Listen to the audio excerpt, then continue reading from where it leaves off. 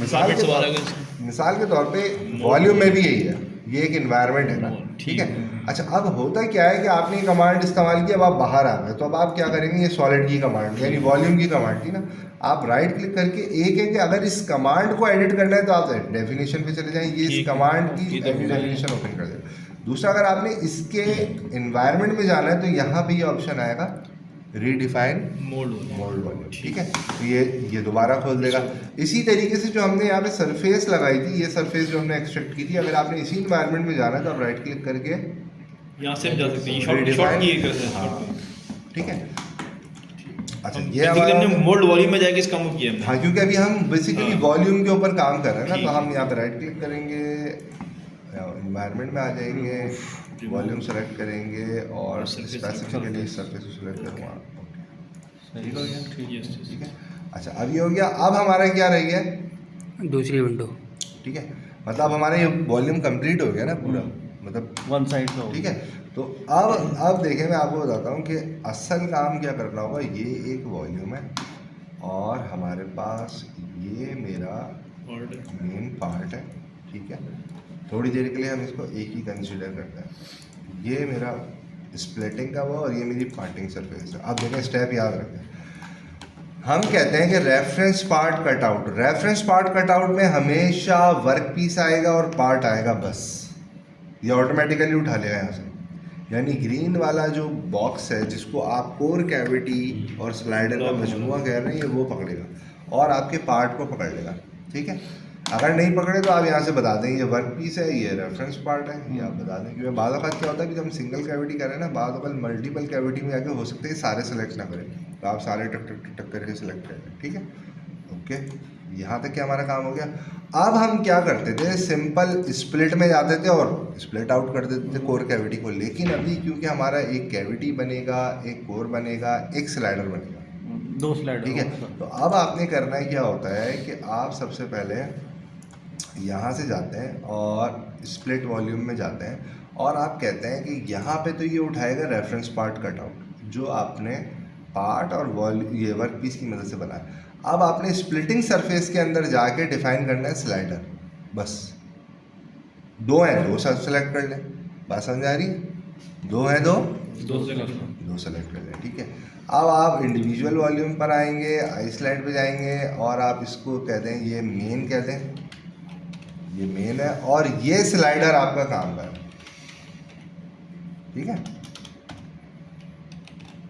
ठीक हो गया, अब हमने यहाँ से बाहर आ जाना है। अब हमने सॉलिड नहीं करना, अब हम क्या करेंगे, ये जो मेन वॉल्यूम है जिसमें से स्लाइडर कट हो चुका है, उसको पार्टिंग लाइन से दोबारा से स्प्लिट कर देंगे। यानी अब हम दोबारा वॉल्यूम स्प्लिट में गए। अब हम ये रेफरेंस पार्ट कटआउट नहीं सिलेक्ट करेंगे, अब हम अपना मेन वॉल्यूम यहाँ पे सिलेक्ट करेंगे और पार्टिंग सरफेस कौन सी है, हम कह देते हैं कि जनाब ये है पार्टिंग सरफेस। समझ में आ गया। इंडिविजुअल वॉल्यूम, आइसलैंड में गए, आपने कहा ये है कैविटी और आपने कहा ये है कोर, ठीक है। और आपने कहा जनाब एंटर, ओके, ठीक हो गया।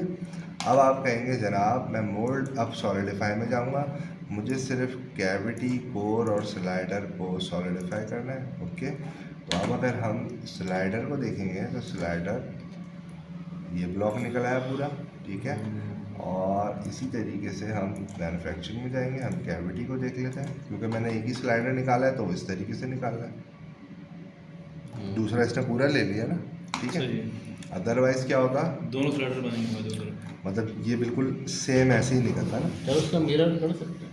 हाँ, नहीं मिरर नहीं बनाया, अलग बनाया बॉडी। मिरर करेंगे तो वो कॉन्फ्लिक्ट करेगा, मुझे ज़्यादा ख्याल है, करके देख लेगा, नो इशू, ठीक है। ये हो गया। अच्छा, दूसरी चीज़ अब हमारे पास लास्ट जो है वो आ गई आपके पास कोर,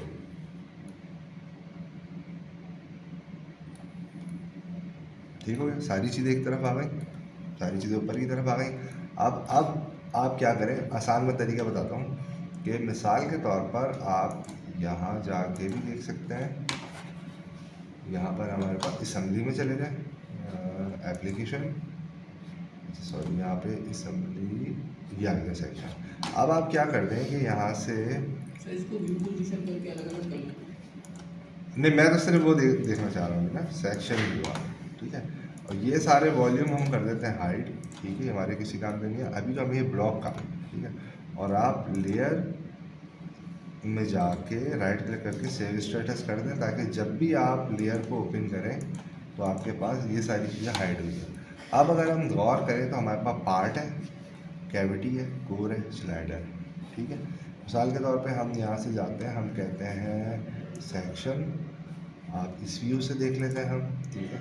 और यहाँ से हम इसको बैक एंड पे ले आते हैं, हैचिंग एक्टिवेट कर लें क्योंकि कलर डिफाइन नहीं है, ठीक है। तो अब आपको बेसिकली यहाँ से आइडिया हो सकता है कि हम एक काम करते हैं, व्यू पे जाते हैं,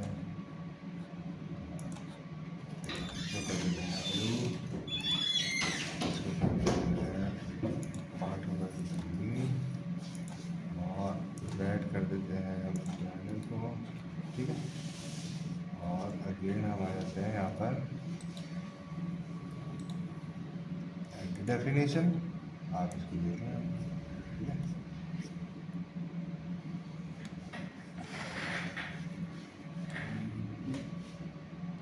तो ये ग्राफिक्स का मसला हो रहा है। है नहीं, ये तो हम मूव कर रहे हैं ना, अब नजर आ रहा है। ये बेसिकली सेक्शन दिखा रहा है ना, हर पोजीशन सेक्शन बता रहा है ना, आगे जाके पूरा हो रहा है। सेक्शन दिखा रहा है ना ये तीनों का, ठीक है। अच्छा, अब इसमें कहीं पे भी गैप नहीं आ रहा हमारे पास, अगर हम इसको विजुअली भी चेक कर रहे हैं तो हमारे पास गैप नहीं आ रहा। और इसमें आपने देखा कितनी जल्दी स्प्लिटिंग हो गई, वरना अगर आप असेंबली में बैठते ना तो अभी आपका काम प्रॉपर उसने जो है ना वो मॉडल को पकड़ लिया है। हाँ, ठीक है। यानी टेक्निक समझ में आई है आपको कि जब आपने कोई चीज़, अच्छा अब हम ये देखते हैं कि मिसाल के तौर पे हम बात करते हैं कि अब असल चीज़ ये होती है कि ये तो आपने स्प्लिटिंग कर दी, लेकिन आप मोल्ड के एस्पेक्ट से जब आप देखते हैं ना, मिसाल के तौर पे अब चले मैंने क्या किया कि वो मुझे वहाँ मसला कर रहा है, ठीक है, मिसाल के तौर पे, तो आप अब मैं शॉर्टकट, अब ये सारा यूज़र के ऊपर डिपेंड करता है कि यूज़र कितना जो है ना वो कॉम्पिटेंट है। अच्छा, इसमें तो खैर नहीं होता, वो एनेक्स में होता है। मैं मिसाल के तौर पर ये चीज़ को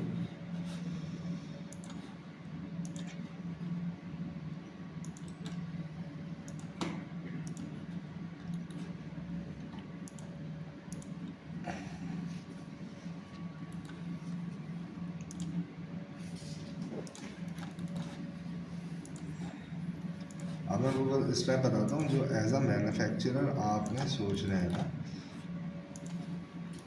फिलहाल मैं यहाँ से बढ़ाता हूँ,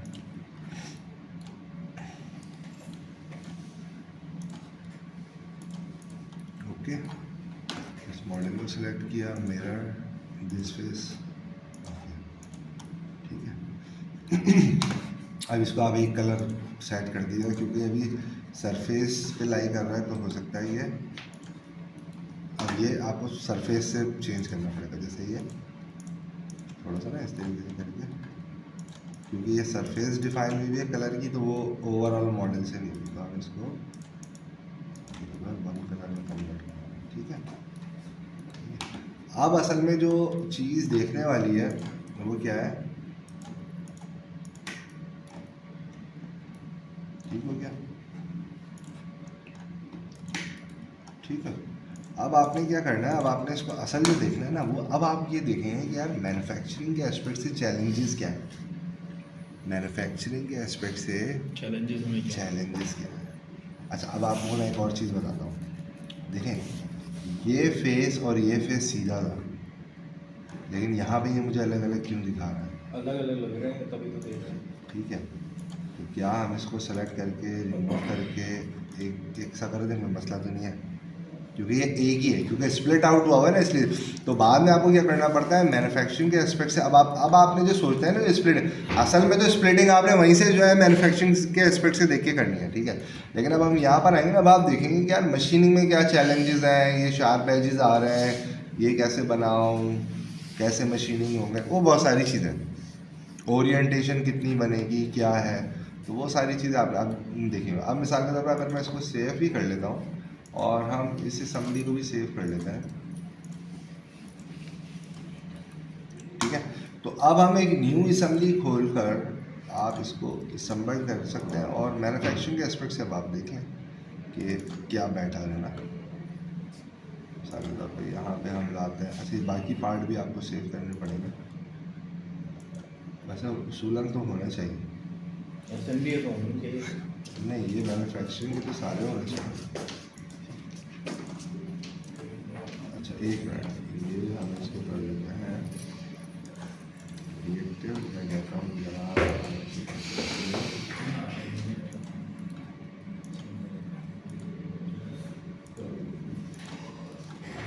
ठीक है।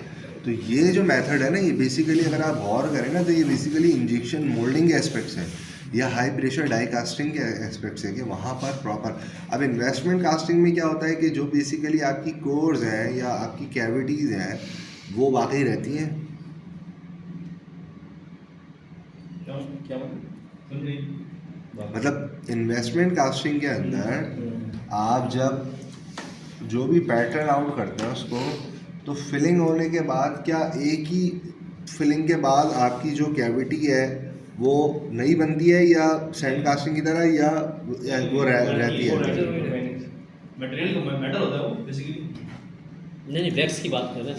वैक्स तो सर मेल्ट आउट पार्ट वो तो पार्ट है तो फिर नया वैक्स चाहिए ना, इसका मतलब है। हाँ, उस पार्ट के लिए मोल्ड तो एक ही बनेगा। मोल्ड एक ही होगा उसका। उसमें से यानी कि मोल्ड में आप वैक्स रखेंगे, ओपनिंग एरिया बनाएंगे, पोरिंग करेंगे, वैक्स जो है वो क्या हो जाएगा, एलिमिनेट हो जाएगा और वो फिल हो जाएगा।